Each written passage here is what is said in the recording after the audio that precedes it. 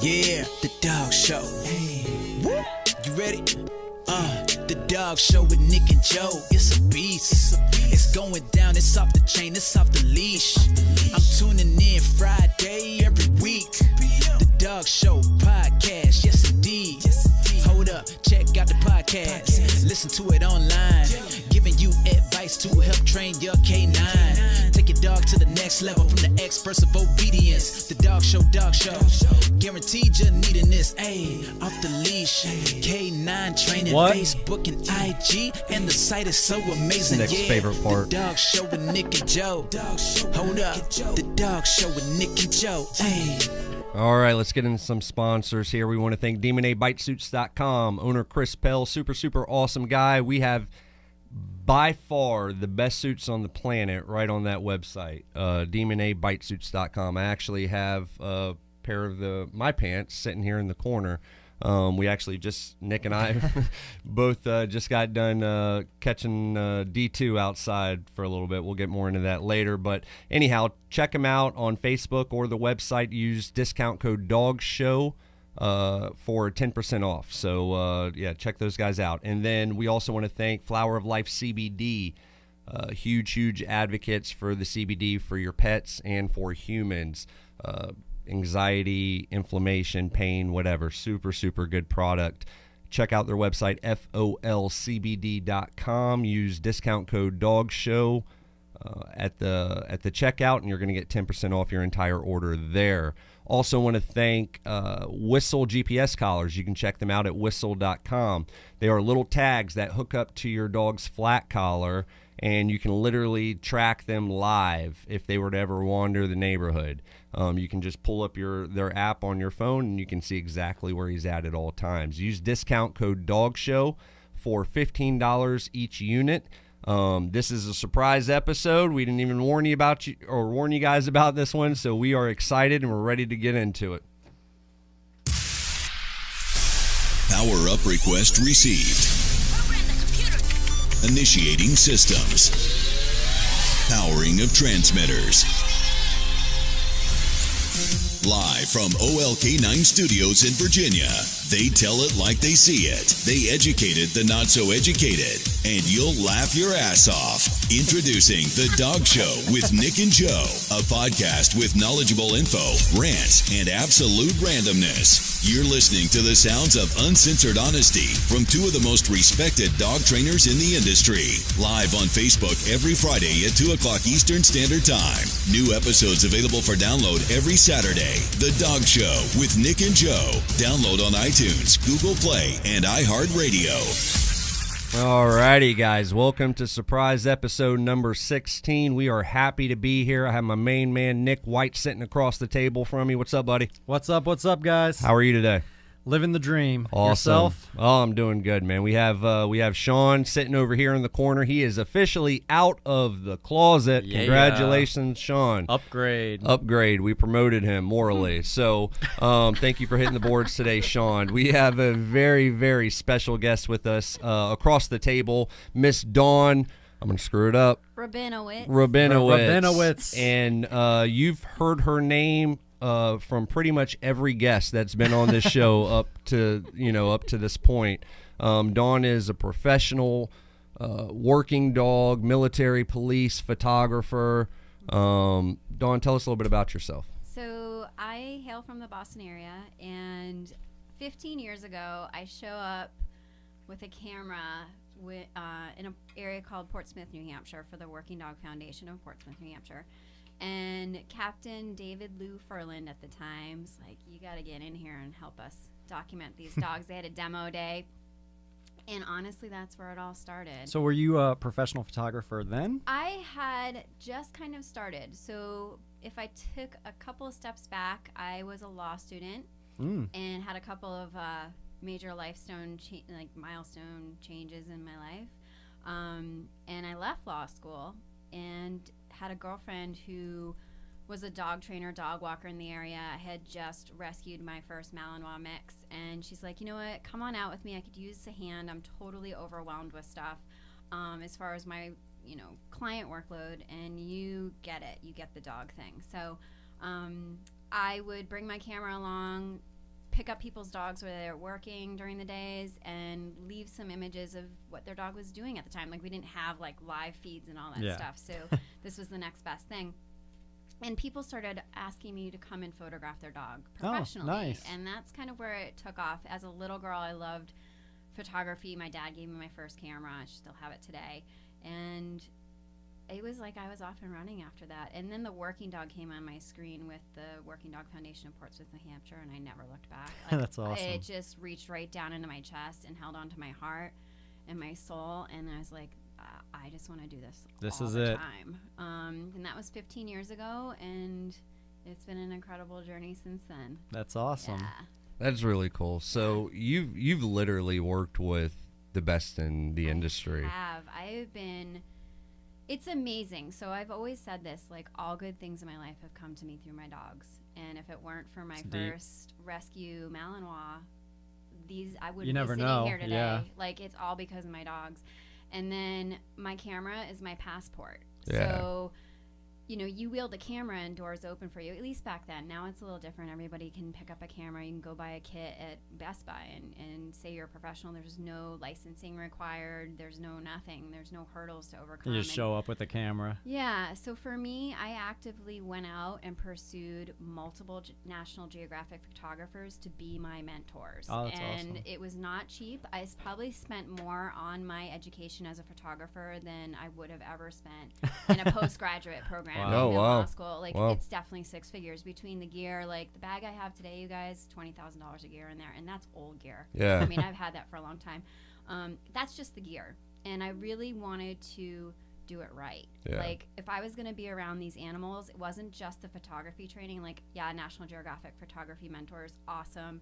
And they gave me the foundation and the time behind the lenses and putting my 10,000 hours in, like Malcolm Gladwell says in the book Outliers. But it was also the people that brought me in under their wings, like the Paul Ludwigs, like the Jerry Bradshaws, who will sit down and talk with you, and you express a legitimate interest in what they're doing, and you show up to the table and you pay your dues, and you blood, sweat, and tears it over 15 years, and all of a sudden you've had all these incredible experiences, and you become part of the inner circle. Like, you become a part of the circle of trust. So as a civilian, I've been able to straddle the military civilian world. I've been able to straddle the law enforcement civilian world. And there are things that I've been privy to that not many civilians have. So, like going in on a building search with a Special Forces operation guy and his canine, and in the middle of the night at Fort AP Hill, not too far from here, and do a building search, and all you heard was the dog breathing and sniffing. Wow. And I know I'm probably one of a handful of civilians that Oh, may have I'm sure. ever had access to that, and I respected it, and I held gratitude for that, and the guys trusted me because I would never have been asked if I didn't have that Correct. level of trust established, and I don't expect it when I show up right away. I never expect it when I show up Yeah. right away. I as far as I've come and as much work as I've done, I never assume trust. You have to build it. And by word of mouth, oftentimes some of that groundwork has been laid before me. But, I oftentimes will show up and I get, I'm not a big person, as you guys can now attest to. I'm this tiny little thing, and my gear, my lens that I started with today is about the size of my upper body. And I kind of get the up and down, especially from some of the military and the canine guys. And they're like, whatever. And I become a ninja, and I say, please just ignore me. And if I'm in your way, yell at me. Yeah. It's okay, which I said to you Yep. guys too. Yeah. And I just kind of become part of the landscape, and I use my heart to guide me, and my experience and knowledge of what I've learned on the shoulders of the giants in the dog industry, and try and capture the reality of what's going on. We did a little staging today because I'd never been here before. We had limited time, but once I'm off and running, my job is to show you guys and these dogs in the best light possible and educate people with my images. So after that, usually after about a couple hours, the guys come up to me and they're like, sorry, I didn't realize you were actually like legit. You're a badass. And That's we will awesome. Take you anywhere. I thought you That's were awesome. a poser. Yeah. Yeah, what's cool is right before we got on this show live, we actually had a little photography session outside with Nick, myself, and Diesel, and I was impressed. Like I'm glad. the Thank you. how fluid and smooth everything went, and you know, the Dawn showed us some of the shots. Yeah, right, I'm getting ready to. I'll post a couple of them in the comments here in a and second. absolutely incredible shots. I mean, and while you were, what's funny is while you were shooting and Diesel was on my arm, I'm sitting there thinking like, oh, you know, what can I do? What's the best way I can? And then, you know, he would turn, I would turn. I'm like, oh, we're gonna screw that up. And of course, you made your adjustments, and the pictures came out absolutely phenomenal. Literally, I think the best pictures that him and I have ever had, Oh, yeah. you know, Aw, taken thanks, of us. guys. So thank you so much for doing that. It's My super, pleasure. super cool. And Diesel's so photogenic. I mean, that, he's ridiculously handsome. yeah, he is, right? I mean, I'm a little biased, but that dog. I can attest he's handsome. That dog is fucking gorgeous, let me tell you. So anyhow, you have worked with Jerry Bradshaw. You have worked with Paul Ludwig and Sam Edmonds, and they all speak so highly of you. Yeah. Jeff Shedler, Yep. Yeah. right? Everyone. Yeah. Everyone that I know. Anybody that is anything in this industry, dog training you've world, worked yeah. with. Yeah.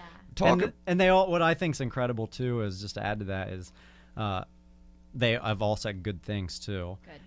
And you know, as everyone knows in the dog training world, even you, I'm sure, know, is, you know, like the saying that if you talk to 3 dog trainers, the only all thing say they'll it. agree on is the other 2 are Yeah. full of shit. Yeah. So I feel like it's hard to get like 15, 20 high level dog trainers to all unanimously agree on, yes, this person is awesome.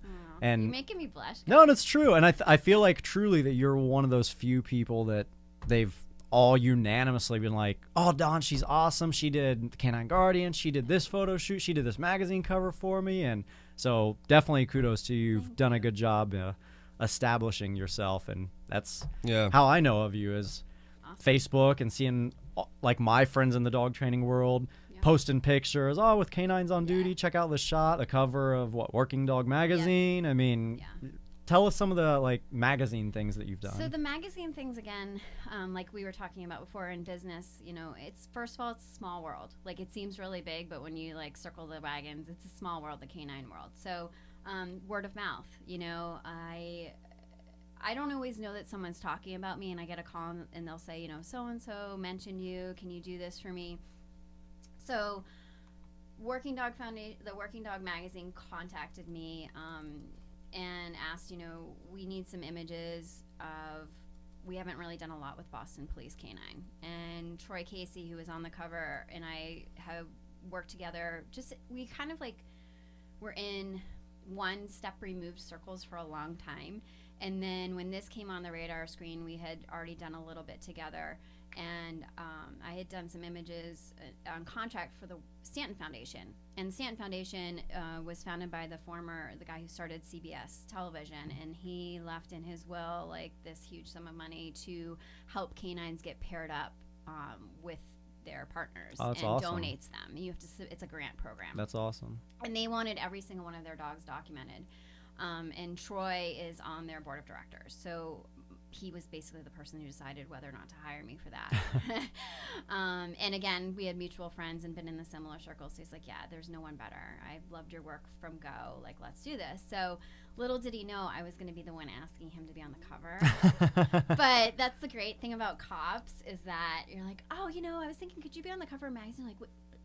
Yeah. Ego, hello. But Troy doesn't have a lot of ego. He actually is like really low key, and he's somewhat behind the scenes. So when I asked him, I actually get nervous around Troy sometimes. And he's got this great presence about him, and he has seen it so much, and he decoys and he trains, and he's responsible for the entire fleet of canines. Yeah, especially in Boston, You know, yeah. that's Yeah. no joke. So It's not like a pushover area. no, and he runs a really tight ship. He tells it like it is, and so when I asked him, like, he's gonna be like, either fuck off or, you know, let's do this thing, and he's like, yeah, let's do this thing. And he almost like blushed a little. It was really cute. So we set it up and we shot for a couple hours, and then we just got this like really great image. So I sent Working Dog magazine a couple options. They picked one, and Awesome. yeah, it was my first magazine cover. That's Good for awesome. you. Really excited, and I couldn't imagine it being anyone other than Troy and in my hometown. I was gonna say, in your hometown, Yeah, like I how mean, cool is that? Yeah, it was just. Good for you. I again, like I it's a very humbling job. Like Yeah. these guys, when it all comes down to it, you know, I get to be the fly on the wall and document this and tell a story, but these guys are living it. And you know, it's not just, I've done ring sport and I've done IPO stuff and the Malinois championships, and it's so amazing and the power of these dogs, but these are the dogs out on the street getting the bad guys. They're risking their life every The legit, shift, yeah. and their stories are, they give you goosebumps. Like, they're Yeah. the real thing. Like, when you hear what these guys are talking about and what they've just seen and what they've engaged with, and these dogs don't back down, like, they're the best of the best.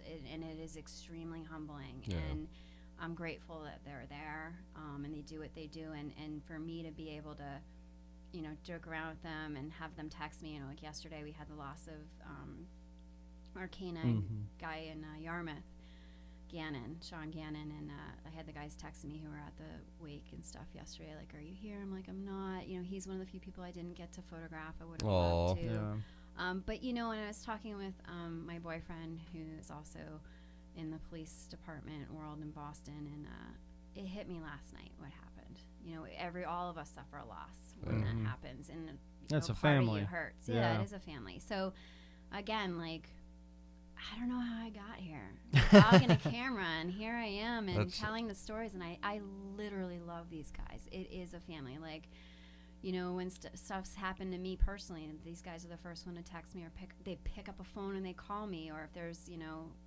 the rare occasion when something bad goes down, they're like, what can we do? Where do we need to be? Yeah. That's awesome. So the cover stories for that is good. And then I had the cover of Canine Chronicle. Paul was on there with his old dog, Hutch, too, who unfortunately has passed away.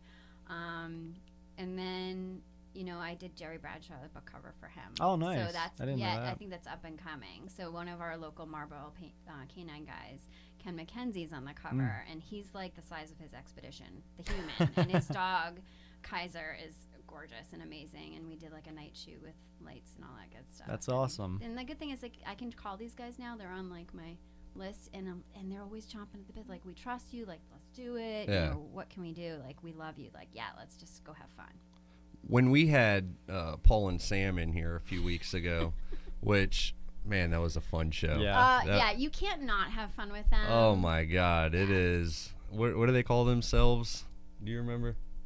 They have nicknames for each They other. have I a can't lot of remember what it was, but it was nicknames so for fun. each other, But- depending on their mood. But I'm not sure if you listened to that episode, but we were talking about obviously Canine Guardians, the Yeah. film that they did, and Best you thing were ever. you were their lead project lead ever. photographer for that, and they talked very, very highly of you, how you were like everywhere, like, Yeah. and they wouldn't even realize that. forget I was there. Oh, Just, like, there's Dawn Hanging from the ceiling. and these epic pictures, you know, coming out of, you know, Paul jumping off the dock and the dog, behind, you know, everything. And so anyhow, they spoke. What was it like being on the set with them and watching that movie? life. Yeah. Well, first of all, if I can, I want to tell you the story of what it was like the first time I met Paul. Please do. So I need some good ammo against him. Yeah, he's coming back eventually. I so. know. Well, it wasn't. It was. This is what not to do as a female photographer, just to lay the groundwork. The first part, yes. Second part, no. So first part is like I find out about they're raising money to start the movie, and like crowdsourcing it. And so I'm like, God, this looks amazing. I got to throw some money at this. Like, these guys are incredible. And then I'm going to ask them if they need a photographer. Like, one of my mentors, Nevada Weir, National Geographic photographer, she came up to me one day with what I do, and she's like, look, if you don't ask, you don't get. And that's how she's true. done it her whole life. And Yeah. she travels all over, like, Asia and India, and, you know, she's dealing with language barriers and stuff. So she's like, there's a way to even ask with body language. You know, you can make eye contact to take someone's portrait on the streets of India and just make it happen. Ask. So I'm like, I don't care if they say no. Like, this is all good, but I can't miss this opportunity. Like, that instinct, you know, my instinct as a photographer kicks in, and if I see an opportunity, like, I can't fight it. So I just wrote it out, and I said, you know, here's what I had in mind. And they're like, yeah, send us some images. And at that point in time, I had a lot of, like, ring sport stuff, like current stuff. So I sent it, and they're like, yeah, you're totally in. Like, let's arrange something. Talked with Paul, talked with their cinematographer at the time. And we set a date, and so I'm like, great, pack my car, gear, everything, and I'm driving down from Boston to this area, actually, not too far from here. Yeah. So, yeah, I got stuck in traffic in New York. I got stuck in traffic in D.C., of course. I roll into Paul's place, which at the time is in the middle of nowhere. I have no cell range. It is midnight, pitch dark, and I'm like, that one little part of me was kind of thinking, this may not have been the best idea, because I have no cell phone range. I'm by myself, no dog at the time. And I'm showing up to this random guy's house. Oh, so you didn't know Paul at all? I had never met him. Oh, okay. So I pull up, and like the only thing. Hopefully, you at least had your pepper spray or something. I didn't have anything, nothing, because like it used to be in Boston, you need an LTC to carry a pepper spray, and I didn't have that at the time either. So I roll up, and all I see is Paul's Metro Transit police vehicle, and I'm like, okay, thank God he's a cop. And there's this house in the middle of nowhere, and I'm like, knock on the door, and I couldn't text him, and I was running late because I had no cell phone range.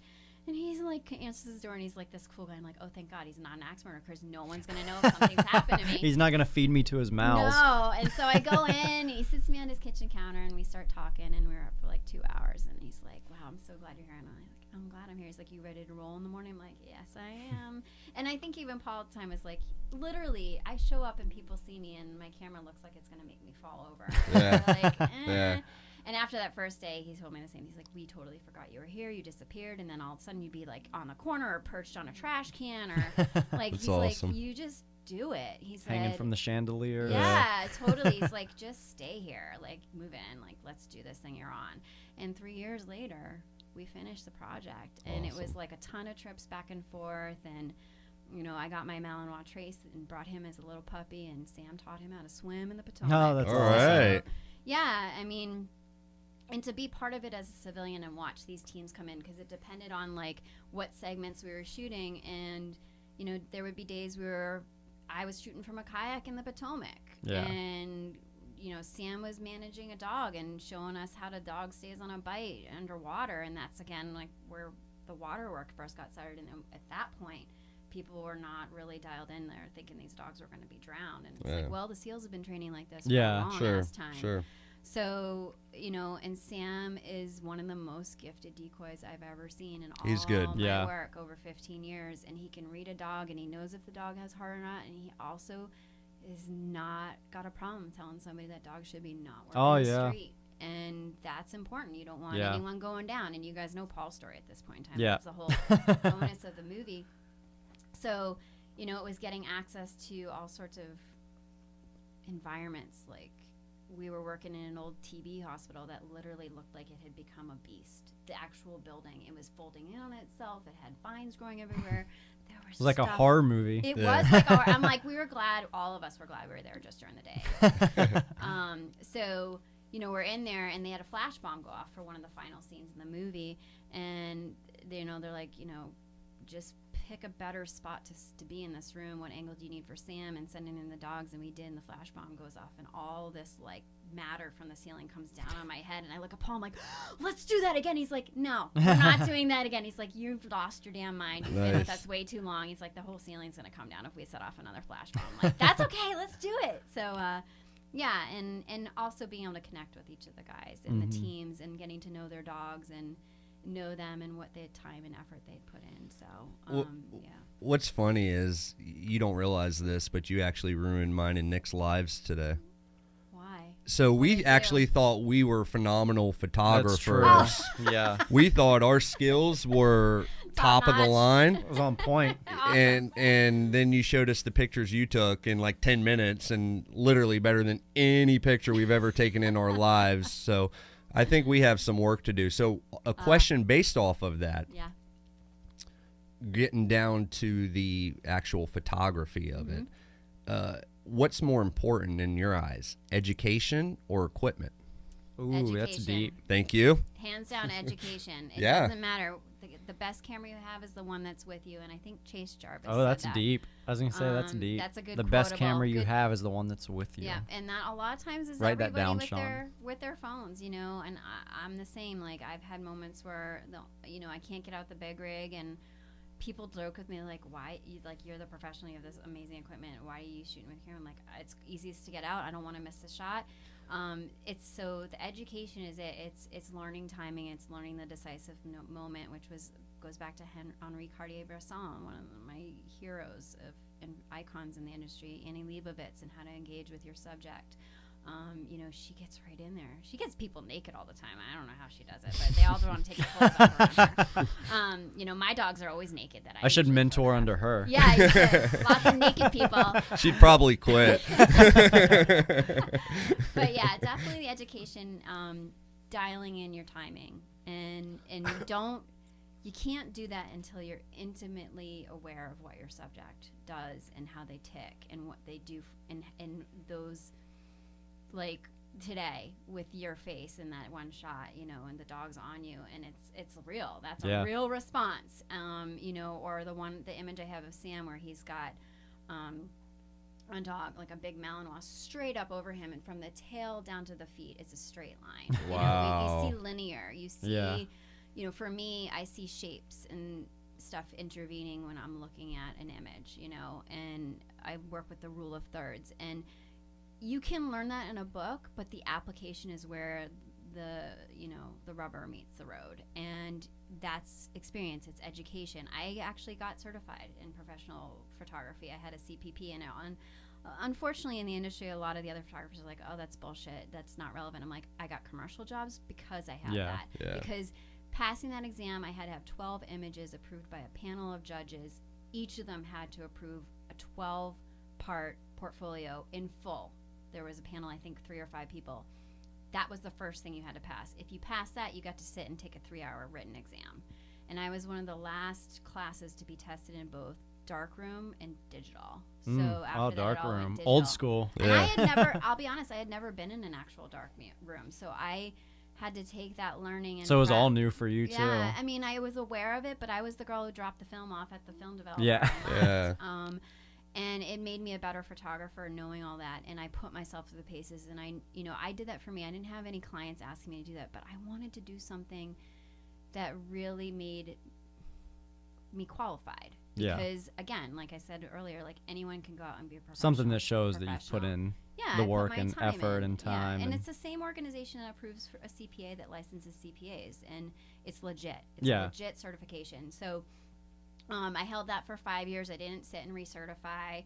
I felt like at that point you knew enough at that point. I did. I'm always learning though. I of still course, do yeah. a ton of online classes. I use Creative Live for anyone out there who wants to learn more. Go to creativelive.com. Give them a quick plug. I don't get any feedback or anything from them. I don't get any throwbacks. Just a good course. They're really good courses, and they're free for 24 hours, and then you can buy them. And some of the best instructors in the world.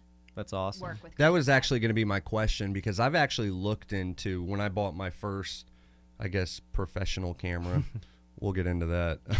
Okay. But when I bought that, like, I knew that, there's something into shooting raw shots. And is that when you bought the Canon Power Shot?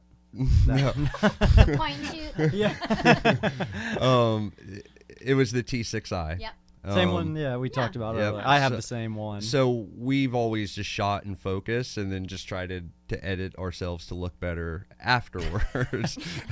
In autofocus, excuse me. But I knew there was something to shoot in raw. Yeah. So, adjusting the focus manually, adjusting the exposure, the white balance, everything, all right? this shit, I knew there was a reason why the pros did that. Yep. So I looked into just some, hooking up with a professional photographer and taking classes from them in the area. And, I reached out to a few photographers that I found on Google or whatever. And then I started thinking, I'm like, well, how do I know that they know what they're talking about? Because when I learn it, like, that's it. Like, I got, you know what I mean? Done. Like, that I'm not going to keep taking seminar after seminar to see who's right. So what would be your advice to someone like me who wants to learn how to shoot those raw pictures, but they have no clue? Okay. So a couple of things. So RAW is a format of a file. So, you can still shoot raw images.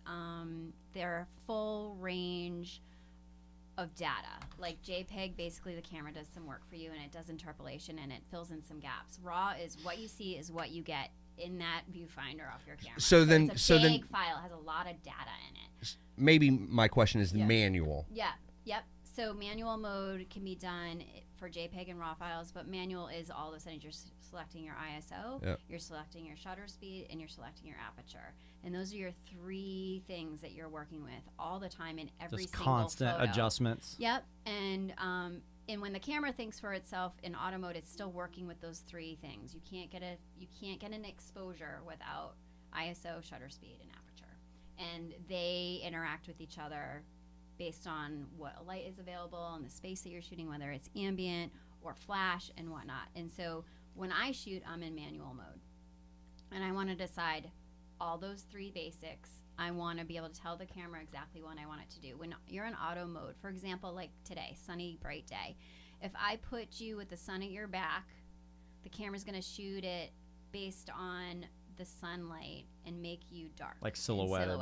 In auto mode. Yes. Yeah. But in manual mode, I'm like, you know what? No, I don't want you to do that. I'm going to tell you, like, I'm going to meter off the person.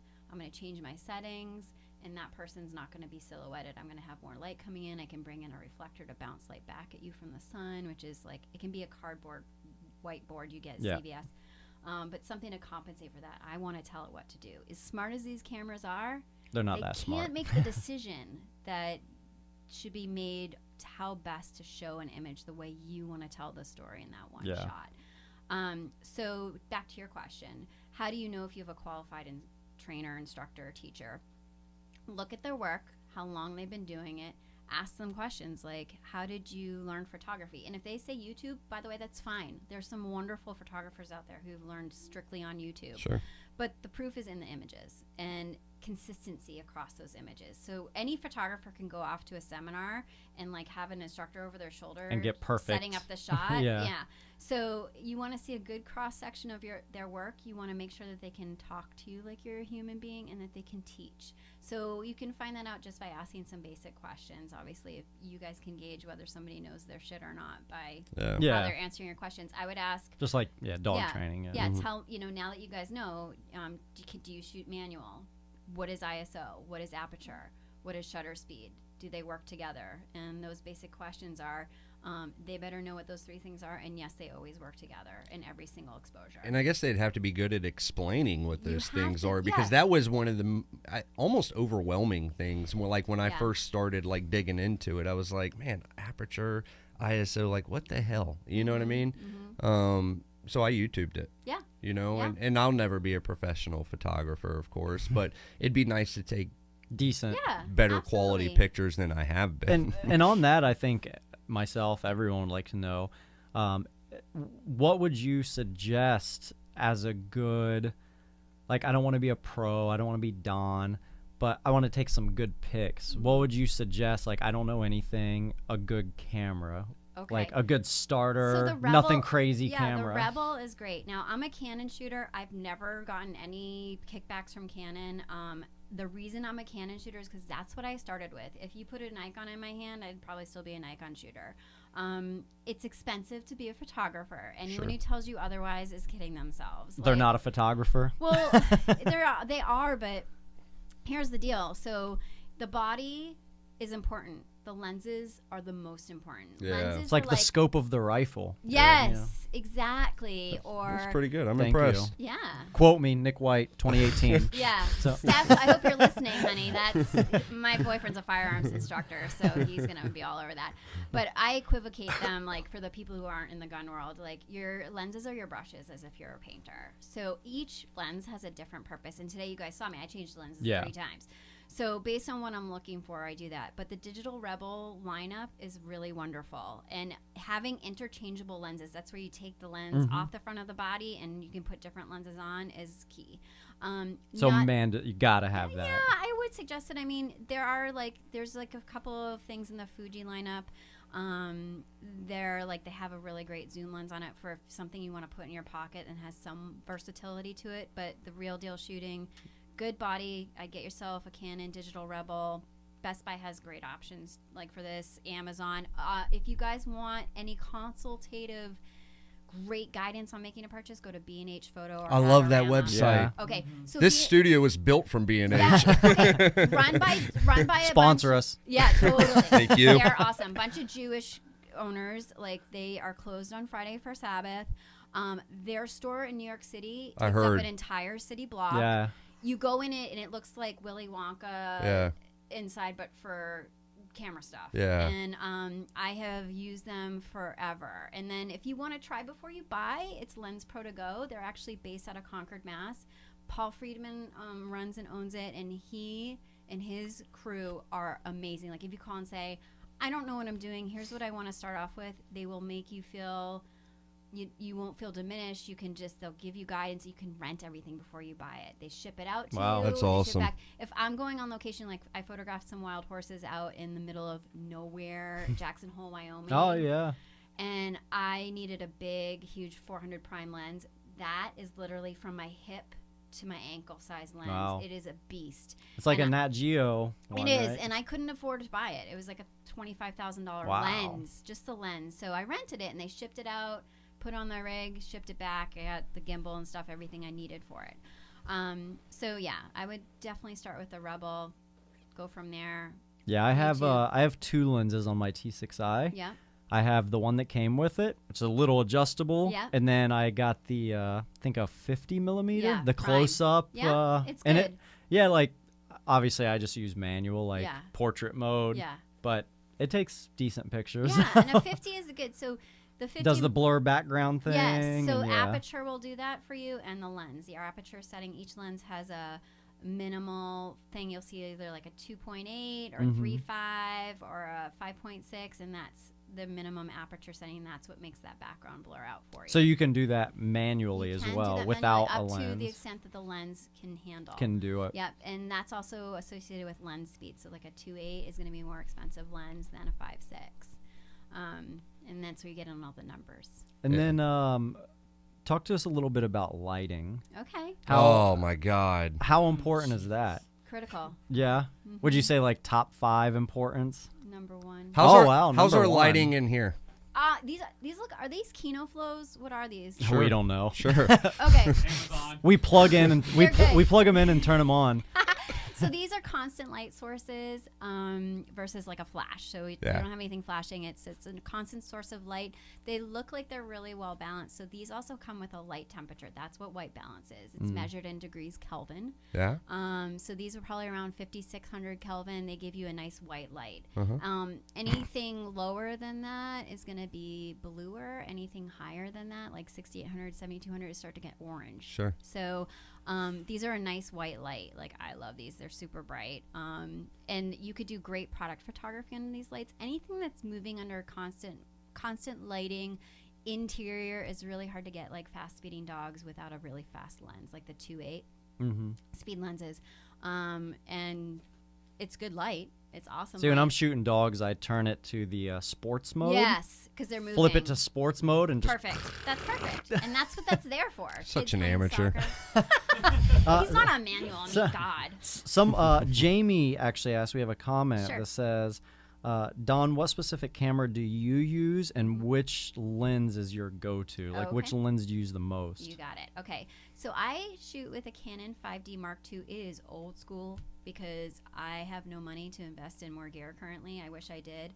But it works. And my go-to lens right now is the 100 to 400, and that is super old school. I have to manually push and pull it. It has a locking thing to zoom it. Oh, is that like a telescopic Yeah, lens? it's literally like an external zoom. So that is my go-to when working with dogs. My 85 millimeter, it's a 1.8, is my portrait lens of choice. It's just like butter. I love that lens. So I can photograph dogs and people with that.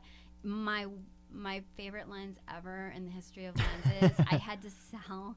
It's a 7200 2.8 image stabilizer by Canon. Every lens in my bag but one lens is by Canon because I truly believe that those marry well together between the body being Canon and the lens. Yeah, I was being getting ready to Canon. ask that next. Yeah, they're super. it's Can just the quality. you mix and match? Yeah, so like I have an interior like just real estate camera, like photography lens. It's a super wide. It's by Tamron, and it's not awesome, but it's sitting on a tripod photographing rooms in a house and exteriors, which I did on contract for a little while. And it's slow, it's clunky. I don't use it for anything but interiors. But so Canon lens lineup is amazing. And you can look up anything, obviously, on the Canon website to suit what your subject matter of choice is. The 2470 also is a 2.8. I used that today. It's also like for the wide angle shots. It's awesome. It's a zoom lens. So zoom lens is always going to be inferior to a prime. Prime is a fixed length, like your 50. It doesn't change its distance. Correct. You have to move towards or away from your subject. You have to be You mobile. manually move, not the camera. You have to move. But it's always going to be sharper and higher quality. So, yeah, I mean, the other thing about lenses, too, is you can get domestic or foreign lenses. Like, you can get lenses from China. Yeah, that's a good question. Yeah, they'll for be sure. Cheaper. Doesn't really matter on the quality for most prosumer lenses, Yeah. even the pros. But if your budget is in question, if you'll save a little bit of money going with the ones from overseas, I try and buy everything domestic just because I love to support our American-made stuff. But most lenses will come in both. You'll just see a little price difference. And I know earlier you said like you have an older school camera. Does that make a huge difference? It does for me. Like if I got a camera this year, like in 4 years, could I still be competitive in the photography world with it? Yeah, you can. So for me, like, okay, let's see. It's like dogs. So, your first dog typically is like a golden retriever or a Labrador, and it kind of like gets and then you broken fine tune it. And you fine tune to like, so now I'm at the Malinois level, and I'm not quite at the Malinois level with my gear. I wish I was. So I would get like a Mark IV or something that's fast and I can get a lot more frames per second. So like if I'm shooting in a gang pen of other photographers with my rig, my click rate is like click, click, click, click, click.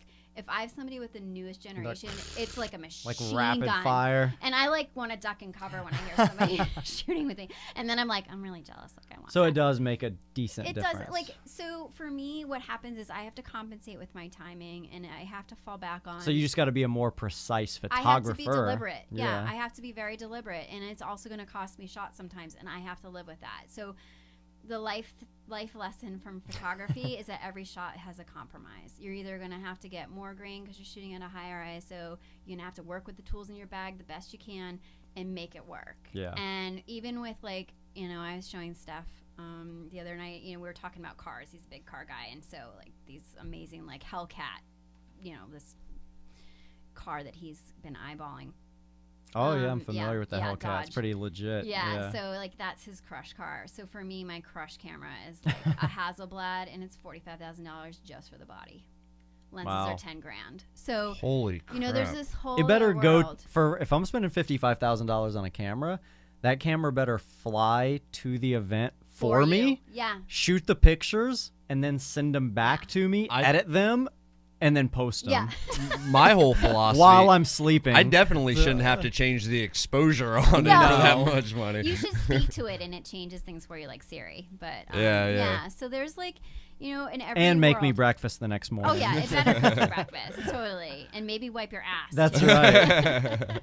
If it does all that, I'm sold. Yeah, totally. So just like any world, it's just like the dog world, the camera world, the car world. Like, But let me ask you this: do you, knowing what you know, because I don't know anything, but knowing what you know, do you personally feel like between my camera and this camera, I can see in the picture a $40,000 difference? No, unless you, no and yes. So unless you're zooming in, there's things about skin tone and color range and white balance and detail. Like you can see like a dead skin cell on the face. Yeah, you'll see like things are sharper, pixelation. So like the Hasselblad is really a commercial grade camera. You're shooting Revlon like a pro advertisements. cinematography. Yeah, you're in New York. You're in New York, and you're dealing with, you're getting paid six figures for a shoot. So you can afford a $50,000 camera. Yeah, your income, your revenue. And the quality, you're making billboards, you're covering the side of a building in New York City in Times Square with an image. Now say Joe and I went ahead and sucked it up and we bought that camera, Would would our pictures be amazing or no? No, you still have to know how to use it. Yeah. So we still couldn't just like point and shoot and it's No, epic? I mean, you need to figure out how to turn it on first. I can confidently tell you there's a 0% chance that either one of us are buying that camera. Yeah, and there's no reason to. Like, to be honest with you, like the everyday like kit set that you can get, and again, that's like the downfall to my profession is like They're pretty good. Way okay. You're Yeah. going to be ready to rock and roll. What's your thoughts on the iPhone, like the new iPhone cameras? You think So- they're decent? I've heard Sean's like, Sean's like, woo! I got him. Sean's rich and he got the 10X. look, I if there's know. if there's such thing as like professional iPhone photographer, Sean is Sean. definitely that There guy. is. There's like you can take. So in Camden, Maine, there's this place called the Maine Workshops, and they have a 1-week serious class on iPhone iPhoneography. photography. Sean, we need to send him Yeah. a week-long seminar for Sean. Yeah, and he'll love. Oh, by the way, the food is amazing, and it's in Maine in the summertime. Like you can't go wrong. It's He's in. awesome. He's in. Yeah, I took a class there for 1 week on people, places, and things with John Isaac, another National And what Geographic did you do it for photographer. the iPhone or no? No, Oh, I did okay. it for like just the whole like I want to shoot better with my gear and printing. He taught me how to old school print with a big printer. One of his instructors was Ansel Adams. So Oh wow, He was actually legend. also Even I know who Ansel Adams is. Yeah, all he the was crevices and rocks and totally like landscape light and right. Yeah, the zone system for processing. He was also Michael Jackson's personal photographer. Wow. So, you get access like to the best of the best. If you want That's the best of the best in iPhoneography, Sean, you better There hit, you hit go. the main workshop. Yeah, Sean. If anyone's interested in bringing Sean out for iPhoneography, Yeah. email us. How about another moral promotion? Get your game up, Sean, and then you can come He's closer. been morally promoted to the dog show photographer. Sean's trying to get to the front of the desk right here. That's what he's working on. All So right. who's your of all times, if you could only look at one photographer's work for the rest of your life, who would it be? Annie Leibovitz. Say that again. Annie Leibovitz. Got it. She's amazing. We'll do some work. She is. She just did a course online. It was like the first course she was teaching, and I mean, you can't really learn from her unless you're an apprentice for her. And she has seen it all. There's nothing glamorous. She's done amazing work. I mean, she's a fashion photographer, portrait photographer, real deal, and her life's been full of heartbreak, and her vision on how photography rolls through is just grounded and amazing. So you may not know her name, but if you've seen the image of Yoko Ono and John Lennon the day he died, Yes, yes. she shot that. Oh Okay. wow. Okay. Yeah, So she's been known to do some stuff. she started out with Rolling Stone, Rolling Stone Wow. photographer, Mick Jagger, like in an elevator with like a turban-y like towel on his head with a cigarette, and she just gets under people's skin. Like deep. There's intimacy in that. There's technical mastery, although she will tell you she's not a technical shooter. She can be up close and personal with somebody in the room of their house into a big ass set in Versailles with celebrities and a crew of 50 and create magic. And she feels what she's shooting, and she sees things, and now she's teaching it, and she's a phenomenal instructor. That's Have you awesome. met her?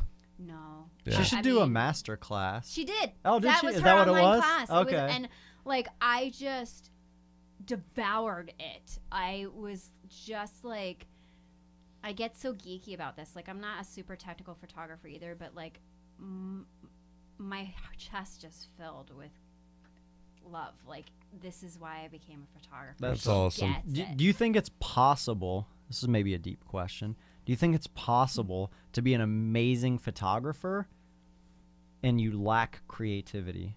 No. You No. have to have some kind of vision.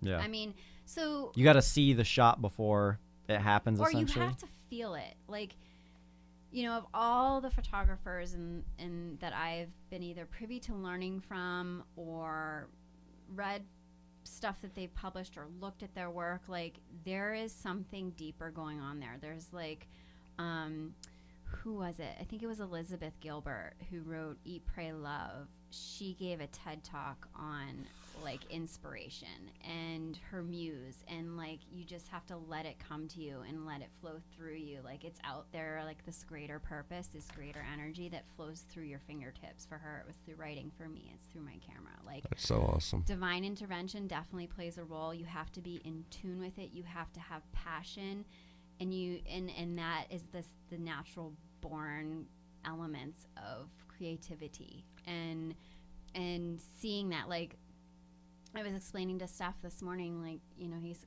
like, are you okay back there in the truck? We're driving here from DC, and I said, yeah, I'm just visualizing. Like before every assignment, I visualize. I hadn't even met you guys yet. Correct, I hadn't yeah. seen the dog, but we talked a little bit about what you want, and I knew what this type of dog was. And it's like, well, you know, I want to do the panning.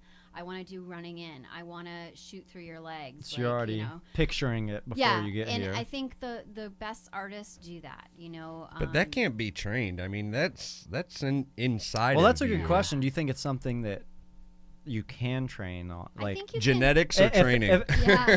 do you Nature, feel like nurture. you feel like if I was like, I really don't have any interest in photography, but let me learn, You can then I techni- could be great at it still. You could technically do it. There are great photographers who are wonderful marketers, and they make a killing from it, and they're very technically adept. Like the dogs underwater guy. Yeah, that's cool stuff. Like, I'm like, damn it, Why didn't I think think of that? Jesus. Yeah. I literally thought the same thing, and I'm Yeah. not even I think a photographer. every person thinks of that. Yeah, It's like but I feel like he's pigeonholed a little bit. Like, Yeah. Under the glass too, right?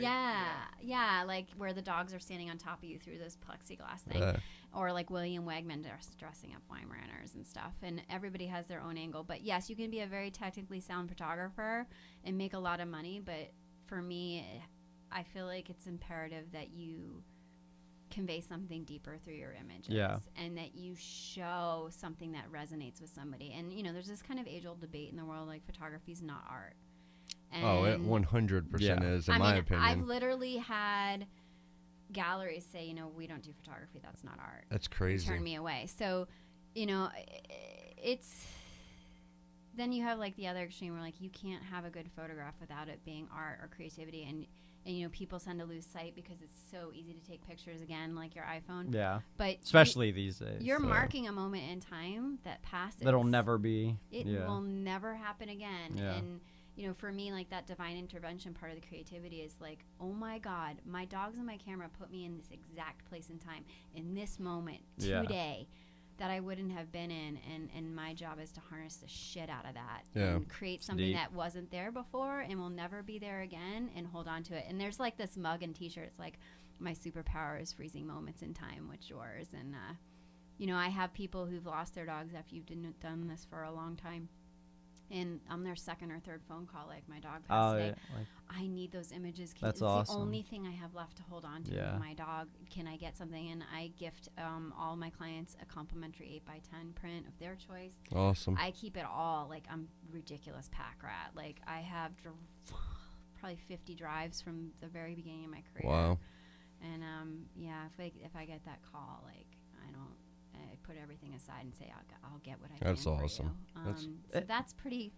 and Amazing. do you people I portraits do. as well? Yeah, I do. Not as fun, right? It depends on the person. Tell the truth. Like, okay, so Tell the Sam, truth. don't hurt me. Photographing Sam Edmonds, he's like a diva. He just like Oh, here we rocks go. it. Like you got his bad side. Yeah, he's or like, what? hold on, you know, like, and Uh-huh. he'll like do some push-ups and then like, Oh, come on, Sam. Sam, what the hell, man? I thought better of you. yeah, and it's all about his love for some. I could see hopefully some Sean doing sponsors. that actually. Yeah. So, Yeah. like 100%. flexing and He like, does- all right now. He Yeah. he does push-ups before he's sitting at the desk on the shows that you're going. So I definitely know he'll do that. He like holds his breath to get veins popping. Yeah. Yeah. Awesome. Yeah. So it's portrait work. Landscape? I like to do. Landscapes? I have done some landscapes. They're boring. You got to put a person in it. Like one of my other mentors, who is just, I don't even know how to thank him. His name's Joe McNally. He's photographed Michelle Pfeiffer with the Hope Diamond. Like, Nice. he's done so much amazing work, and you know, he really taught me the art of photographing a person. And he's like, you just never stop talking, and you got to connect.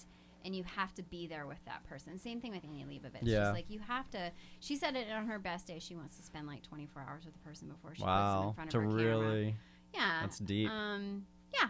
So Yeah, I like portrait work. I feel like people would be harder, just based off the fact that, like, something simple. Like, Yeah. say you take a picture after the podcast, like, all right, let's get a Yeah. picture of all of us, and you take it. Yeah. And then I look at it, I'm like, that Yeah. wasn't that good. Like, let's do True. that one again. Then Joe's like, no, I blinked.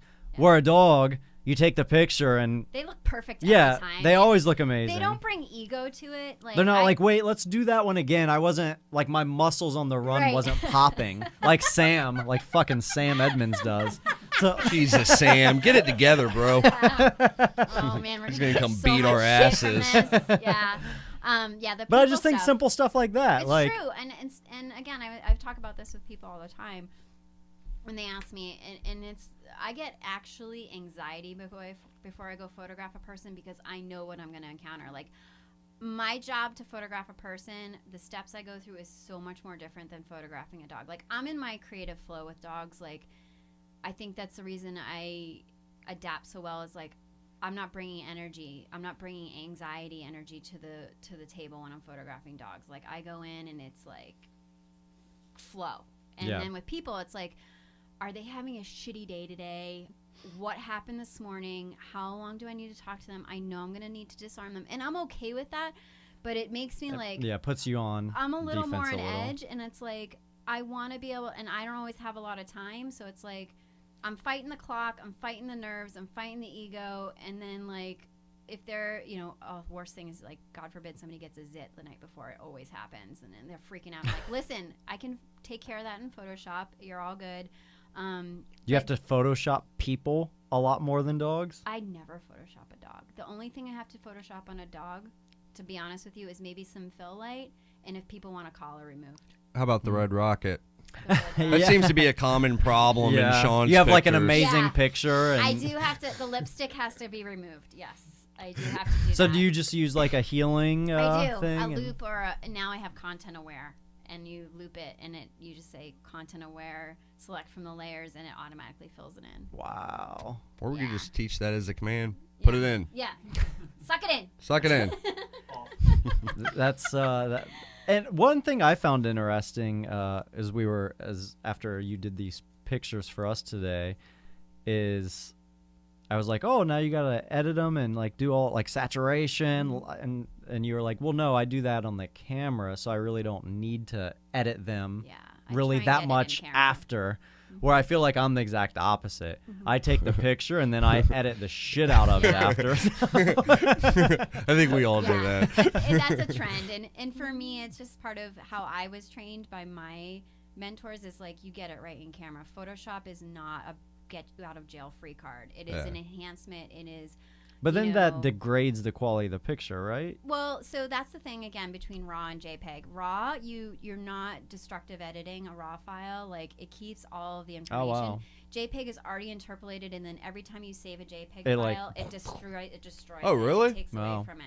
So the RAW JPEG debate goes on and on. So if I but- do like a raw picture, like a portrait of Joe that I take, and then I edit the shit out of it and resave it as a raw, it keeps the same integrity and quality. Yeah, and when you're saving it out of RAW, you save it as a Photoshop file or a TIFF, and it keeps all of that integrity of the image. JPEG, every time you save a JPEG, It just it knocks degrades it away. each time. so it takes Joe from like a 7 to then a 6 to then a 5. I'm impressed you started me at a 7. Thank you. Yeah, Well, that was- he likes you today. Yeah, thank Well, that was you. post editing. I'm saying. Oh, okay. Usually I'm a 4 in Nick's eyes. That's so. why I say post editing. He's like he starts going down after each edit. So that's interesting. though. I didn't. Yeah, know no, that. that's good to know for sure. So what about my camera, the T6i? Yeah. So what about it? Did I waste my money? Is No, it decent? It's decent. Yeah? Yep. Any of the cameras you're gonna find today are really decent. Okay. Like, I do one-on-one instruction for people just like you. Like, oftentimes it's the mom who got the camera as a Christmas gift and they want to photograph their kids or whatever. Sure.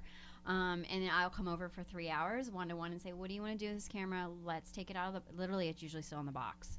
They're terrified. People get scared. That's the irony. It's like everybody wants to take pictures, but you give them like a real camera and they're freaked out and they don't even, it never comes out of the box until I Yeah. get there. And I'm like, don't be afraid of it. just learn it. It's awesome what these things can do, and read the manual or download it. I've never read a camera manual in my entire life. Your photography will change if you read the manual. Have you read the manual? I don't think I've read any manuals. No, you guys That's are guys. true, Guys yeah. don't do that. But you know, So my wife puts all the furniture I was gonna together, say- literally, because I'll fuck it all up and end up kicking it down and breaking it. But she's a master at it. So you think it's actually important, even if you're is. an amateur level, if you read the manual that Yeah. comes with it, you'll learn yeah, a because decent amount. here's the thing: like the tools that we have available to us now, and the technology that comes with them, is incredible. And some of these you think will cook you breakfast in the morning, but you just have to know where to find those options. Yeah. And you can't really just figure it out by, you know, you can finagle with it, of course, but to unlock the true capacity of this technology, you got to read about it or YouTube it. Like, at a minimum, YouTube it. Yeah. And there's everything out there for almost every camera right now on YouTube. And it can really unlock things. And the best thing about the one-to-one stuff that I do is I leave there 3 hours later with the user feeling a lot more confident in how they can use it, and then they're not missing the shots. Oh, that are so wait. So to important. backtrack, you do like consults One-to-one. essentially. Yeah, oh, that's one-to-one interesting. private instruction. Yeah, I There you used to go, do Joe. That's what you were classes. looking for. Yeah, exactly. And that's like just people like us Yeah. who's like, hey, here's my new camera. Yep. Show me what it does and Yep. how to do it. Is there a and- level of like dumbness that you won't work with? Like, No. like if you're like trying to explain like ISO and they're just like 30 minutes in, they're like, I don't get it. No, that's like, when I'm like, okay, well, we're You're not like, that's gonna why go- you're here. Yeah, I mean, some people are qualified to go to manual, and some people, like, there's a couple other, like, sport mode or auto mode where it's best suited for them, and I tell them, like, okay, this camera's going to work best for you on auto mode, and here's what you just want to be aware of, or working on your timing and getting them to practice, and then they freak out again. It's like, wait, I have to photograph with you over my shoulder? I'm like, yeah, why would How you else not? would I learn? Yeah, like, make your mistakes here. Don't make them at your kid's soccer game and miss the goal or Like, that would crush me to no end, knowing, like, that the parent missed that critical They're like moment. switching to manual as the kid shoots. Yeah, totally. I'll be honest. I sometimes struggle like when we go on like a family vacation. You know, everybody takes Yeah. pictures of everything now course. with their phones and Yep. their T6Is and stuff. I struggle by finding the balance of living the moment at the moment. Yeah. Yes. When taking pictures Yep. of the That's- moment and living it back. Like Yep. we went to a Papa Roach concert a Okay. few weeks ago, and like there's so many people in there literally just filming the entire thing and Yeah. watching it through their That's through me. their iPhone. I'm like, why would you, like Yeah. experience it? Yeah, You know and what I mean? There is a fine line, and I feel like it's very important to know that now in our culture. Yeah. Is that, you know, especially for me, I try to be more aware of being in the present moment and putting the camera down, and not everything has to be Documented. behind the lens and documented, but just to be there. Like, I would imagine that's most difficult for people like you It who do is. this for a living, and it is, and You're like, ooh, this would be such an Yeah. amazing shot. you're like, oh, I just want to enjoy it. You know? and reminding yourself, like, you know, you just have to be present and be in the perfect present moment sometimes and put it away. Like, I can tell you, shutting my phone off and stepping away from my gear for 24 hours or 48 hours is like, it's hard at first, but it's really a gift in the end. Like, wow, I had conversations I wouldn't have had today otherwise. Like, Yeah. I've held somebody's hand, or I was able to like see something else happening I wouldn't have seen because like I don't have this big black thing in the middle of my face blocking out the rest of the world, because I use my camera as my shield sometimes. Like, Yeah. I admit, like, for me to be brave in certain moments, like having the camera in front of my face matters to me. I can tone the rest of the world out, like it's my escape, but there is a time and a place to put it down and step away. I think it's good that you recognize Yeah. that. I 'Cause don't. I know if I was a photographer, like I have to Yeah. consciously, like, you know, I'm when- not a photographer and I can't do it. Really? Usually. Yeah. I'm all about, like when I just did a trip in Africa. Well, that Um, one's hard. I and, mean, I'd have a hard and I time had like with the that. Canon T6i, Yeah. which to me, like, as soon as I pick that thing up, I'm Yeah. ready for fucking Nat Geo cover. Yeah. that 50 So- millimeter oh, yeah. lens. Yeah, as soon as I get that 50 millimeter, Yeah. spin it to the little guy, the silhouette of the guy's head, showing him in close-up mode. Yeah. I'm like, all right. He goes what- in the pro mode when I'm like, with that 50. I'm like emailing info at Nat Geo, like trying to get commission on my pictures. So I was in South Africa like 6 months ago, and like I would almost like to go back, Yeah. and not take a camera because Yeah. I feel like I'd enjoy weird, it more. right? Because See I with just, your I mean, eyes. everything is so cool. It's like, oh, look, this rhino's getting ready to fight an elephant. You know, it's like video, and you're looking through the little square, and you're like, oh, let me close up on that. And then like the driver drives away, and you're like, oh, I just realized I never actually looked Yeah. at it Yeah, in with real your life. eyes. Yeah, Yeah. it's like, or just enjoy it. Like, wow, like take it all in. So I feel like I almost need another trip back. I got all the pictures and Well, video you of can the first take trip. me and I will document Yeah, there you it go. for you. Gladly. I Yes. have a question for That you. is actually a good idea on some of those epic trips. Like, I'll take the photographer to do the pictures, and I'll Hell just yeah. enjoy it. I have a question for you, actually. So, like in those examples where you went to Africa and the safari and all that stuff, how many times since then, since you've been on Never. have you gone I back already know and where looked at that's those going. pictures? I've maybe showed some of the pictures to people a couple times, but So it's almost like, what's the point of doing yeah, it? it's like once you post them on Facebook and you blow up the gram with them. Like, once the gram, what the fuck did he just say? once the gram's on fire and each picture's like at 300 likes, like I can't. you don't need Throwing to. down the can't. lingo. the Yeah, jargon. End the show. I mean, once the gram's blown up, like you never need to look at them again.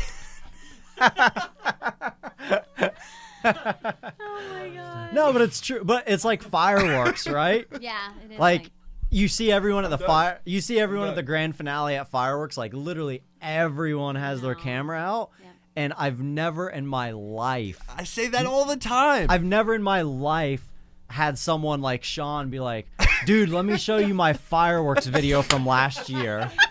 Ever. I mean, have you guys ever had someone to say that? It's so fucking true, it's though. true. That's what's so crazy. is. There's Have you so ever many- had anyone say, "Don, let me show you this fireworks video I shot in No. 2007"? No. No. No. But it's weird, but everyone does it. I What's know. so funny about that is literally Everyone. everyone does it. I know. everyone. And you know, here's the thing. So like, same thing at weddings, and God bless my friends and peers that are wedding photographers. 'Cause, no, but go to a wedding. Oh, I could And imagine. everybody's there with their phones, and it's like they hired a professional Yeah. photographer You to do idiot. this. Enjoy it, like be present with these people. And to who be are honest, like starting a new no one life. truly gives a shit. Do you feel Like- like no? Like if I was at your I'm curious where this goes now. Let's go.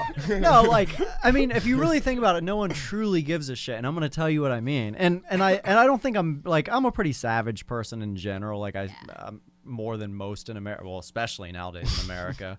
But that's a whole nother topic. But like Sean, if you were to come to Don's wedding. And you're like, ooh, because you're the iPhoneographer. Ooh. Yeah, and you're going to take some pics like Don said everyone does. Like, she's coming down the aisle. This is cool. Like, boom, boom.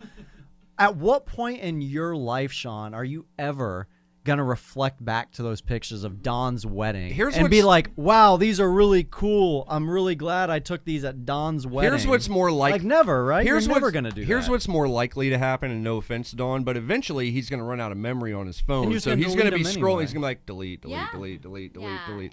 So I mean that is it's definitely, and of course you know that problem. Yep. We all see it. We all do it Yep. from time to time. Is it technology? What's the cause of everyone Addiction. taking pictures It's and addiction. videos of shit? Because it wasn't like that when we were growing up, right? No. Yeah, it wasn't part of our culture, and now it is. It's an addiction. And here's the thing: so you walk this fine line. You know, we've got our children now. I have twin girls, and they're going to be 12 next month, and they're not because I'm a photographer, but it's a generation thing. The most well documented most photographed generation, but guess what? No prints. Yeah, no. So when those things get deleted because your memory fills it's up, done. those are gone. Forever. And their childhood goes missing. Unless you It's put them just- up on the gram. And Right. blow it up. Yeah. Blow up the gram with them. Yeah. So, you know, we're in this really critical impasse. It's weird, right? It's so weird. And so for me, and again, I have my group of peers, we're pushing to get prints made. Like, print those You're bringing it things. back. We have to. You're bringing back 90s. Yeah. And before then, and you know what? When you still ask people if they have a house burning down, what are they going to go in and get? The photographs. Yeah. Because they live on from generation That's to a good generation. point. And we're so focused on the here and now and like instant gratification. You know what? I want my grandchildren to have photographs. like prints that they can hold on to of their family. Like, we are losing the storytelling of the family. Yeah. And it's going. And so you can still get prints. Like, there's wonderful places like Artifact Rising, framing places, like everything online. We can get it printed. It's just we get a little lazy. Yeah, once like, you post it in that album on Facebook, you're done. And can I tell you, when I present a client with a print, like a framed print of their family or their dog, their breath, they still suck in their breath, and it's even more meaningful to have that up on their wall. Yeah. Like, because you can no one does engage it. with it Yeah. every day. Like, on your phone, it's great. It's this small little screen. But, Yeah. like, to hold someone in your hands, It's like getting a that's no handwritten longer- letter. Oh, love those. My favorite thing I in the was gonna whole say, wide when's the last world. time someone's wrote you a letter? Yeah, it gives you this different, your original again, and you always come back to it, and it lives on beyond you and beyond your years, and I think for me,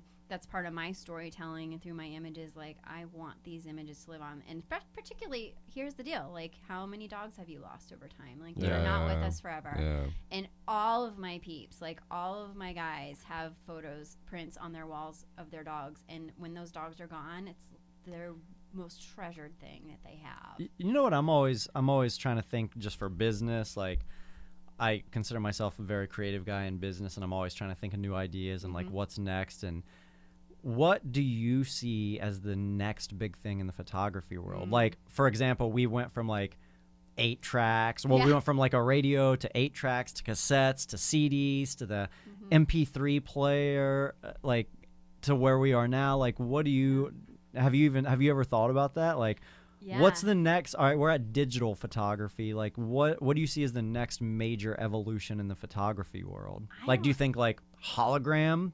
Yeah, shooting? I feel like it's moving Like, images. I take a picture and then I hit something, and now that picture is like in a hologram 3D, form or yeah, 3D or like projection. Yeah. You know, for me, I feel like it's the images where you have, and I can't remember the company, but you have something moving behind the subject, like there's movement in the actual frame. Kind of like Harry Potter in the newspaper, you'd have an image and it's like a short video or something actually. Yeah, because they have moving in the apps for newspaper. that now. They yeah, do, like right? it's a portrait of me, but the waterfall's Yeah. going in the Exactly. background. So yeah. I feel like added dynamic and dimension to those, and I do feel like video is coming in fast and furious. Like, even if you look at, you know, which is why I'm glad you guys do the video podcast, the Facebook algorithms, they want more meaningful interactions. So they're going to start cutting like the static posts, everything that doesn't have a live.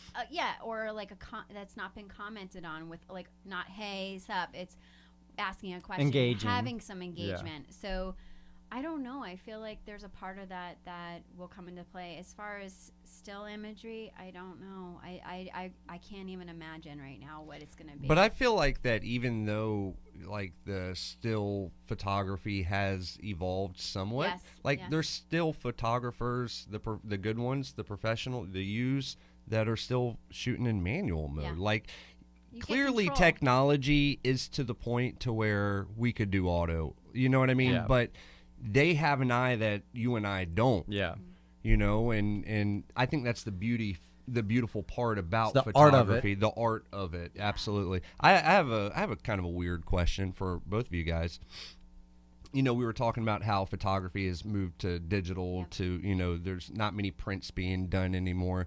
What happened to the electric or the digital picture frames? Yeah. Like Oh, those yeah. start, like you would Yeah. have thought Those would have Yeah. taken off. those would have taken off. Like, Yeah. I'm really surprised that They had their day. They But not did. much past No. that. Yeah. Yeah. And I feel like Because that combines both worlds. Like, all right, well, me and Joe broke up. Click. All right, now it's a new 8x10 of a new person Right. there, you know? yeah.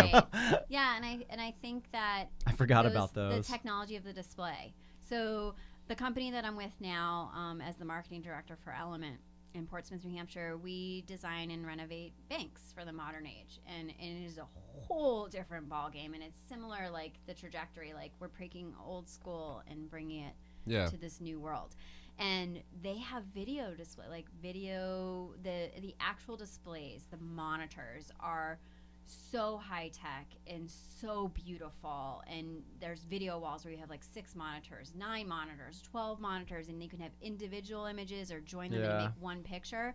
So that technology, and like Samsung's a huge brand for us to use in our banks. They're beautiful. And Yeah. so I feel like what happened with those digital frames was they just didn't keep up with the quality. Yeah, of they the were pretty technology. shit quality. If I Yeah, remember no, they right. were. Yeah, They so were. if they could, and you have iPads now, like an iPad can be your That's true. display, and you have tablets, and they're just so much more. Well, the smart beautiful. TVs, Yes. you can actually, like mine that I have, you can Push it. actually hook it up to your like Facebook profile Yeah. album. Yeah. And if the TV's not on, Like it'll literally screensaver. Yeah. it'll go through a Yeah. slideshow of your. So I guess Yeah. that's something that's kind of that cool. next iteration of Yeah, of maybe. that Do you technology. think that print photography, like the guy in the dark room, do you think in like 50 to 100 years that'll be completely I non-existent? feel like it will. Yeah, it's like a Mm. dying you tradition. know, essentially. and that's well, not the- even a tradition, just a it's dying the thing. irony of it. Like, well, there won't be the guy because we have these printers that do it now. I mean, yeah. like I can buy, any consumer can go to B&H Photo and buy a badass, beautiful Epson printer that's gonna crank out like a 13:9 print with 8 different ink cartridges. And you just send your digital one to yeah, that, and you air, you Yeah. air table it or airdrop it. You don't even have Done. to plug anything in. And there's beauty in that, and it encourages people to make their own prints. It's extremely expensive. Like, those inks are not cheap. I used to do my own prints, and then I outsourced it to a couple of labs that I trusted, and you could literally eat off the floor in those places. They're professional archival prints. Like the prints that I produce now, they'll last 100 years or longer. wow. So you're really thinking about the future generation. So God forbid printing doesn't happen anymore. A couple 100 years down the road, you'll still have your print from today. Yeah. I feel like nothing replaces. Like Kelly and I love canvases. Yeah. I feel like The canvases are nothing will ever She said that replace. about one of the images Yeah, today. nothing will ever replace a good canvas Yeah, of and a they're so picture of the family. lightweight, and Oh you can yeah. take them Maybe easily. a digital canvas where you can switch the picture on the canvas. Nice. Man, why you got to do that on the program? Like that would. Trademark 2018. Yeah. I We'll was gonna edit say, this part hang out. on. This is going to be edited. Patent it. Carl, So- he's going to be patenting that on his app. So I'm going in legal Zoom now. Still a third one for today. That's true. he's on a roll. So Oh my look, God, can't contain him. so much amazing information. Thank you so welcome, much. guys. Like Thank you. absolutely incredible. I think you really have to work with a professional photographer, like a real professional photographer, not Nick who has a Aw, T6i and does I'll- only autofocus. Hey, if anyone's interested for $10,000, I will fly to your location with my T6i and 2 lenses, and I will shoot. I'll do dogs. I'll do your wedding. I will do shit. family portraits. But he's not good at criticism. I will- So, so don't tell him to redo that photo. I will do nudity. But seriously, I mean, honestly. Oh, I was. Work work with the professional photographer and see the artistry behind it, because it really is incredible when you get a really good one around. I want to give you this moment to talk about things that you have coming up, things that you want to plug, anything. Okay. So in October, I will be at a post-certification seminar. It's 5 days. Paul Ludwig will be Nice. there teaching. Sam will be there doing push-ups Yeah, ready for we'll you. have some badass instructors. That's through the Canine Chronicle. So if you Google them or go on Facebook, Canine Chronicle, you'll get all the details, and you can still sign up there. And they're going to take care of everybody. Kate, who runs it, she's working her ass off to make this amazing. There's going to be great food trucks. Like, you're going to be well fed. She's got it all covered. And it's open to the public. I don't know if there's you can go and watch, but they Okay. definitely want it's for law enforcement dogs and their canine handlers and training, and never stop training in the canine world. There's always new stuff coming up, and bad guys are pulling out all new tactics to Yep. fight you guys. So this helps keeps everybody safe, well informed, honed, trained. Good stuff. So I will be their official photographer for that. Nice. You can get all the details and sign up for a spot there. I am working on a limited basis, but I will take commission work for not just dog events, but anyone, like the celebrities you deal with. If they just want a beautiful portrait of their dog, happy to do it. That's what I love. That's where my heart is. So I'm at caninesonduty.com is my website. You can get me on Instagram at caninesonduty, CANINES on duty. I've got my Facebook page, Canines on Duty. You can follow me directly at Dawn Rabinowitz, RABINOWITZ.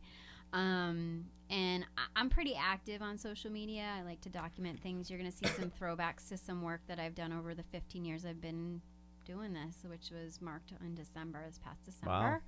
Wow. Do you, really quick on that, because I think that's an interesting thing. When you look back at some of the pictures you did like 15 years ago, are you like, pretty good? Or are you like, oh my God? Sometimes I'm like, oh dear Lord. like Why looking is back that out at there? our videos. Jesus. I wasn't even going to go there. Yeah. I am the first to admit, growth is a beautiful thing, and literally my work.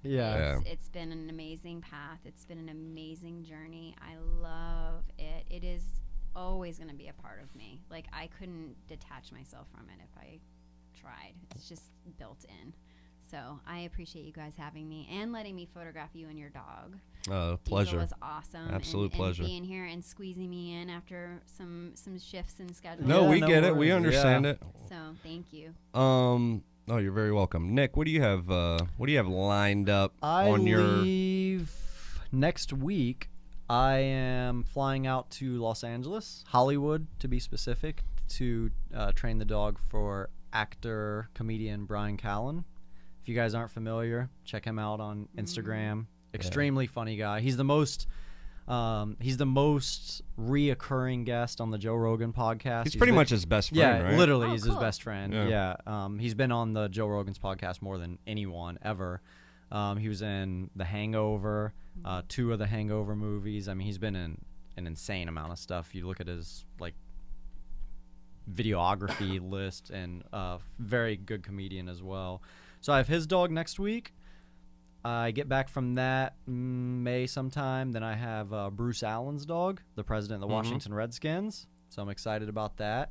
5-month-old German short-haired pointer named Bravo. And then I have Fiji. So I'm really excited about that. I have one of those run-down bungalows on the ocean. Rest of the show, Awesome. just like Yeah. this. Rest of the show. Where it's the glass floor in the bungalow. So I got that going on. And then New Zealand. And I think, we got the Bob Salamini seminar. Yeah, that's coming Bob's up. coming out Yep. to Virginia, and he's Awesome. doing a 3-day seminar, one of the top French ring guys. So that puts me to July, essentially. So that's me. I know you just picked up some nice Savage dog, right? Yeah, I picked up a reactive, to say the minimum. About 120-pound shepherd. So he is spending a little bit of time with me, learning how to behave like a gentleman. So that's the rest of my week. And then just booked Philip Grubauer, the starting goalie of the Washington Capitals. Yep. So excited about that. Going to do him into May. And then we got a tracking seminar next weekend here with a bunch of locations from Off Leash. As far as the show is concerned, for everyone that is listening and watching, tomorrow, it was supposed to be the 27th. We were actually going to pre-record tomorrow and do it on the 27th, but fuck it. We're just going to go live tomorrow. We are going to have a very special guest, Mr. Drew Lynch, on the show. And Drew Lynch is the one who got second place in America's Got Talent. Got the in gold the buzzer. 10th season. He got the gold buzzer. He's a stand-up comedian right now, going around the country with his service dog, Stella the Vizsla. She's adorable. So anyhow, we're excited to have him in. We got a bunch of other guests lined up as well. I do want to, we get a lot of emails, and we've responded to pretty much every one of them at this point. What I will say is, if you guys are looking for reputable obedience trainers in your area, obviously you could head to offleashcaninetraining.com, type in your zip code under the trainer locator, and if there's one close to you, which there's 135 locations around the world now. If there's one close to you, then their contact information will pop up. Now, if there's not one, and you're still looking for a reputable trainer, then obviously just shoot us an email. And we know a lot of trainers that aren't Pretty much almost every trainer, I would say at this point. at least the reputable ones, yeah, for sure. So we can definitely point you guys in the right direction. We appreciate all the support. This morning, we were ranked number 4 in the country on iTunes podcast. So thank you for the support. The downloads are coming. The subscriptions are coming. Absolutely amazing. We are both truly humbled. Thank you. Thank you, Miss Dawn, for coming in today and doing absolutely everything that you've done for us for the photography session this morning. So thank you to Sean for hitting the boards. Thank you to Nick White for sitting across the table from me again today. 2 weeks in a row, man. Record. Found it. I'm impressed. And I'll be here tomorrow. And he's going to be here tomorrow, and we will see you guys tomorrow. Yeah, the What? Dog Show. Hey, you ready? Hey. The Dog Show with Nick and Joe. It's a beast. Okay. It's going down. It's off the chain. It's off the leash. Canine. Tuning in Friday every week.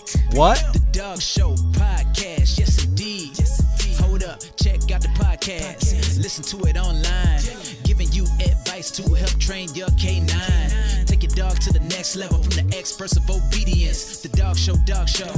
Guaranteed you're needing this. Hey. Off the leash. K9 training, Facebook and IG. And the site What? is so amazing. Yeah. The Dog Show with Nick and Joe. Hold up. The Dog Show with Nick and Joe. Hey. And that's a wrap.